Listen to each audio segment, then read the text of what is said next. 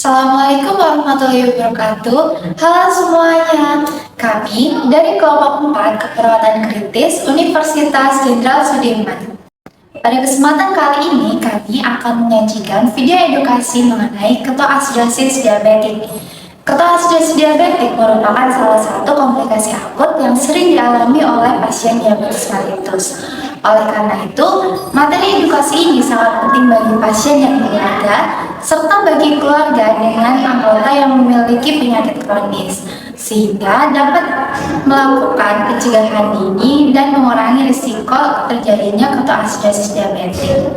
Pada kesempatan kali ini, kami akan menyajikan materi tentang pengertian ketoasidosis diabetik, penyebab ketoasidosis diabetik, tanda dan gejala yang perlu diwaspadai, serta upaya pencegahan yang dapat dilakukan di rumah. Mari kita simak bersama agar keluarga dapat memberikan perawatan yang terbaik di rumah. Sebelum kita membahas terkait KAD, penting bagi kita untuk mengetahui terlebih dahulu apa itu diabetes mellitus atau biasa kita singkat dengan DM. DM merupakan penyakit yang ditandai dengan meningkatnya kadar gula darah karena tubuh tidak bisa menghasilkan insulin maupun menggunakan insulin secara efektif. DM sendiri itu terbagi menjadi beberapa jenis, yaitu ada DM tipe 1, DM tipe 2, gestasional, dan tipe lainnya. Jika DM tidak segera diobati, maka salah satu komplikasi akut yang dapat terjadi adalah ketoasidosis diabetikum atau biasa kita singkat dengan KAD.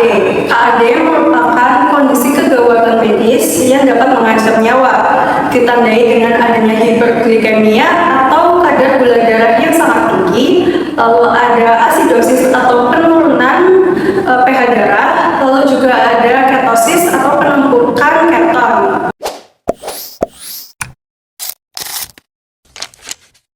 Jika tubuh kekurangan insulin, maka gula tidak bisa digunakan, sehingga tubuh menggunakan lemak sebagai sumber energi. Hal tersebut memicu terjadinya penumpukan pada keton dan juga asam, sehingga dapat mengakibatkan KAD.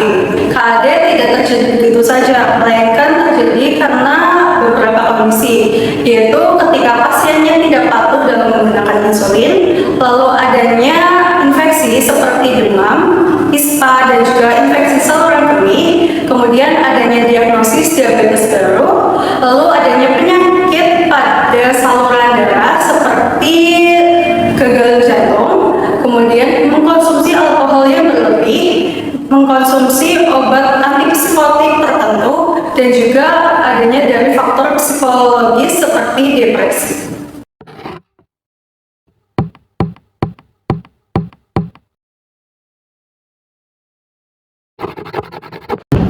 Selain memahami penyebabnya, keluarga juga perlu memahami ciri-ciri atau tanda bahaya ketika seseorang mengalami KAD.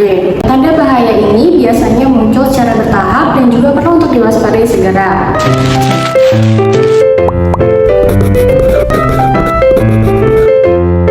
Ciri ini terdiri dari nafas yang dalam dan juga cepat, lalu penurunan elastisitas kulit, dan juga bibir yang kering disertai dengan bau nafas seperti aseton. Pasien juga bisa mengalami lemas yang sangat berat, disertai dengan mual dan muntah yang berulang, dan juga nyeri perut. Untuk kasus yang lebih serius, pasien bisa mengalami penurunan kesadaran, disertai dengan kurangnya cairan tubuh, dan juga bisa mengalami shock. Jika keluarga menemukan tanda-tanda bahaya seperti itu, alangkah baiknya pasien segera dibawakan ke fasilitas kesehatan terdekat untuk mencegah terjadinya komplikasi yang lebih fatal. Setelah mengenali tanda-tanda bahayanya, alangkah baiknya kita juga mengenali cara untuk mencegah KAD dari rumah dan juga cara mencegah kekambuhannya.